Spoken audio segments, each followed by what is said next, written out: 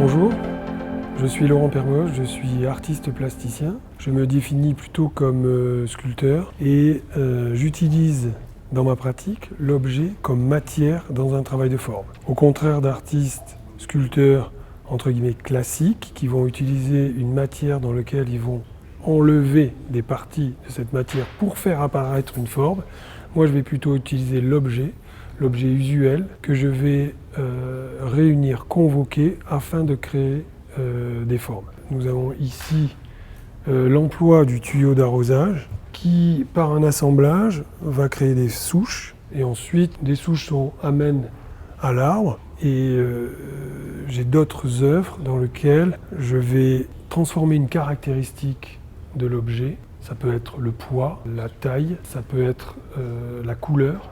Je vais aussi utiliser des déplacements, c'est-à-dire que je vais prendre un objet qui est normalement évolue dans un champ qui lui est habituel, mais le fait de le déplacer va faire que cet objet va devenir insolite, hors norme et va pouvoir être considéré comme étant de l'art. Dans cette œuvre qui s'appelle Inflatable, en fait j'ai convoqué des jeux de plage gonflables que j'ai amalgamés pour fabriquer une sorte de sphère. L'idée c'est qu'elle flotte un peu dans l'espace et ce qui va créer d'une part une attirance puisqu'il y a tout un univers qu'on a créé autour de ces jeux-là, lié à l'enfance, au plaisir, à la détente, mais également le fait d'en avoir amalgamé autant crée une espèce de nébuleuse comme ça qui effraie quelque part.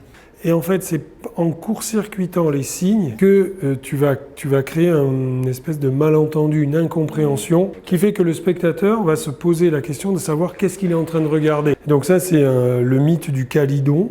Et donc moi, ce qui m'a intéressé là-dedans, c'est à la fois cette représentation du mal, et le fait aussi, ça vient tuer la bête, mais en la tuant, en imageant qu'on la tue, on la rend plus vivante en fait. Et là, on ne sait pas si elle va nous sauter dessus ou si elle va s'écrouler.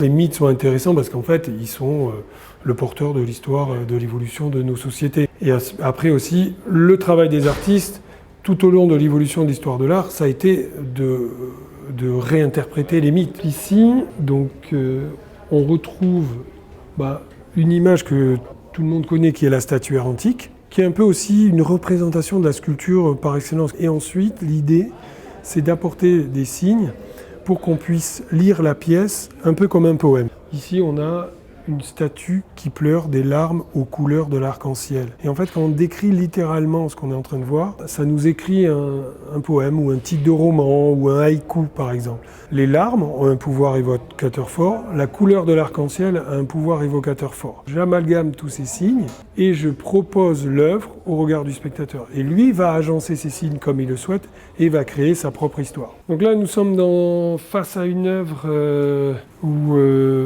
je questionne plutôt la peinture, donc une réinterprétation picturale. L'idée, c'est de dématérialiser l'acte de peindre, quelque part. Je fais référence par cette œuvre à la palette du peintre, qui, avant de commencer son tableau, va poser les couleurs pures sur sa palette. Dans ces couleurs-là, il y a déjà le tableau qui est compris. Il n'y a pas que son tableau, il y a tous les tableaux. C'est-à-dire qu'avec toutes les couleurs de l'arc-en-ciel, on peut faire toutes les représentations du monde. On serait en présence d'un tableau ultime. Donc là, nous sommes sur une autre façon de modifier les objets de notre environnement.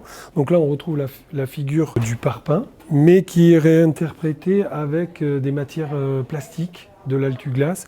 Moi, ce qui m'intéressait dans la figure dans l'image du parpaing, à la fois ce côté très graphique et puis également le fait que le parpaing, c'est un élément qui va fabriquer un mur, une maison. Donc en fait, c'est quelque chose qui est toujours en construction, en devenir. Par ce changement d'échelle, on passe de quelque chose qui fait 5 mm de diamètre à pratiquement 1,20 m. Et donc c'est des bonbons 40 sacs, pour ne pas les citer. Il y a une transformation de la taille qui s'opère et on arrive à des choses beaucoup plus sculpturales. On perd la reconnaissance du signe initial, c'est-à-dire le spectateur ne sait plus trop dans quel univers il est. Alors peut-être qu'il peut reconnaître le bonbon ou pas, Et s'il ne le reconnaît pas, il va imaginer à quoi elle lui fait penser, quel est son référent. Et du coup, il part dans une interprétation. Et moi, c'est ce qui m'intéresse. Tout en ayant les signes de départ, de construction de départ. Des clés, on lui donne en fait des clés, mais pas toutes les clés. Dans mon travail de sculpture, ce que je vais essayer de faire, je fais de la recherche.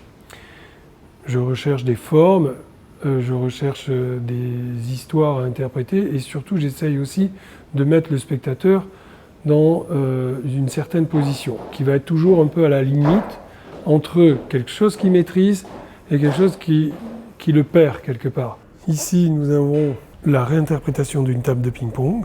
On reconnaît la table de ping-pong par les signes qui la caractérisent. Là, l'espace de jeu étant formé, et donc ça crée un objet un peu insolite. Première table de ping-pong avec laquelle on peut se matcher au plafond. À utiliser spécialement pour Thomas Pesquet en apesanteur.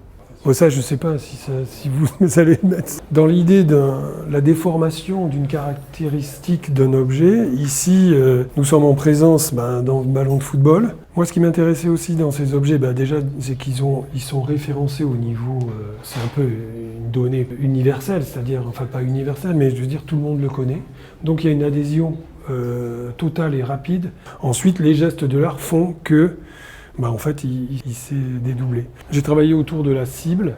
Là, c'est la confrontation entre deux signes, la boule disco quelque part et le ballon de football. Toujours aussi dans l'idée de créer quelque chose où on ne comprend pas trop ce qu'on est en train de voir, quoi.